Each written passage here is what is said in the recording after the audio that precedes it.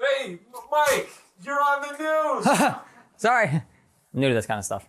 It's the gift that keeps on giving. Robert Mueller has said some pretty surprising things about Michael Flynn. We've got the latest on that story and what it could mean for the investigation.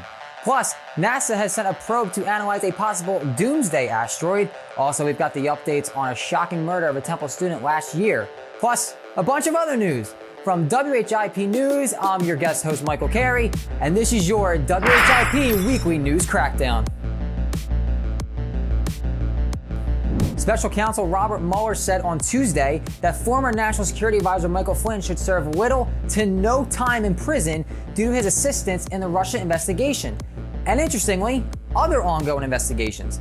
Flynn was forced out of his post in February of 2017 and is one of 5 Trump aides to plead guilty into the investigation of Russian interference in the 2016 election.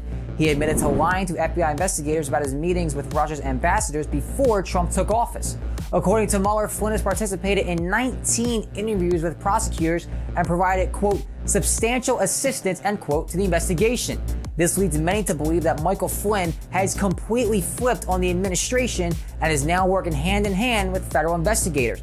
Many are contrasting Mueller's treatment of Flynn with his treatment of Paul Manafort, who lied multiple times to investigators and had his plea deal rescinded. The sentencing hearing for Michael Flynn will be held on December 18th.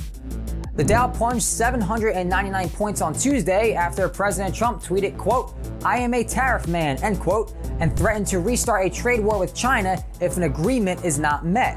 Trump's words did little to calm Wall Street, and big tech companies fell sharply. According to CNN, Apple and Google lost around 4% apiece, and Amazon fell more than 5%. Earlier that day, markets in China saw a sharp rise in their value when a temporary end to the trade war between the US and China was agreed upon. The United States and China have been locked in an economic battle since the beginning of the year. China has issued an embargo on agricultural products from the United States after the U.S. hit China with billions of dollars in sanctions over industrial espionage disputes. Check out our talks with Professor Alexandra Guisinger earlier this fall on Rational Radio for more information. The United Nations Climate Change Summit began on Monday with almost 200 nations meeting in Katowice, Poland for the next week to discuss a strategy to cut carbon emissions and prevent catastrophic global warming. The negotiations are set not long after an October report from the UN Intergovernmental Panel on Climate Change that warned of serious danger if carbon emissions cannot be cut in half by 2030. As host, the Polish government is tasked with the responsibility of ensuring that the fulfillment of promises made by rich nations to assist poorer countries is developing clean energy. Poland will also be responsible for establishing a rulebook to govern how action pledged under the Paris Agreement in 2015 can be tracked and reported.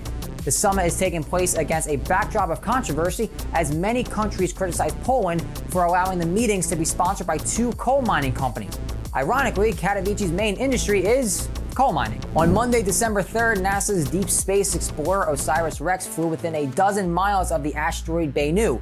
The mission, launched in September of 2016, was to collect a sample of Bennu's surface and return to the Earth to study the material. Bennu, an asteroid the size of a skyscraper, orbits the sun about the same distance as Earth. According to Reuters, Bennu, quote, is thought to be rich in carbon-based organic molecules dating back to the earliest days of the solar system. It is also believed that there is water trapped in the asteroid's minerals. The big concern with this asteroid is its likelihood of hitting Earth. Scientists estimate there is a 1 in 2,700 chance of the asteroid hitting Earth in 166 years and on other occasions afterwards. The material osiris-rex is intended to collect will help aid scientists in understanding how heat from the sun is guiding Bennu towards Earth. It seems like the Giant Meteor 2016 campaign has finally delivered on its main promise, albeit a little too late. And now in local news, the Met Philadelphia reopened on Monday night.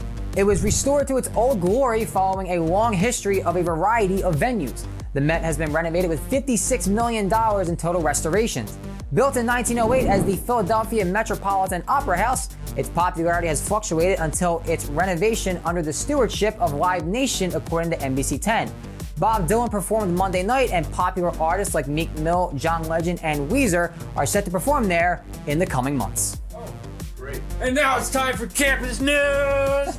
On Monday, December 3rd, Former Temple student Joshua Hupperterz appeared in court and refused a plea deal in the murder of Jenna Burley. Burley was a junior film and media arts major. On the night of August 30th, 2017, Burley went out with friends to Pub Web, a bar near Temple's campus. She was seen leaving the bar with Hupperterz around 2 a.m. from security footage on Cecil B. Moore Avenue. The pair were heading towards Hupperterz's apartment.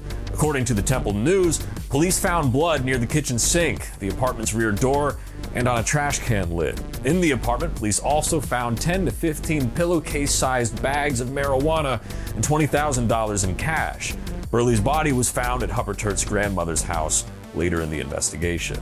Temple University is considering investigating Klein College alum and professor Mark Lamont Hill, whose criticism of Israel and pro-Palestine remarks at a United Nations speech sparked controversy and led to him being fired from his position with CNN. His most notable comment called for, quote, a free Palestine from river to sea, which is a phrase often used by Palestinian solidarity movements, but sometimes by violent extremist groups, hence the controversy. Hill has since apologized for his use of the phrase and rejected anti-Semitism, quote, in any form or fashion, end quote, stating that his speech was criticizing the political state of Israel, but not the Jewish community or faith. To this end, he stood by his speech. Board of Trustees Chairman Patrick O'Connor has been highly critical of Hill's remarks, requesting the Temple's legal department determine if Hill could be reprimanded. As of Thursday, Hill is still a tenured professor at the university, according to the Temple News, and thus has extensive contractual protections for academic freedom and free speech when speaking as a private citizen in public. Whether or not the university decides to take more serious actions remains to be seen. Stressed during the weeks leading up to finals? I know I am. Don't be. Paley Library and the Wellness Resource Center are working together to form the Crunch Time Cafe over the next 2 weeks.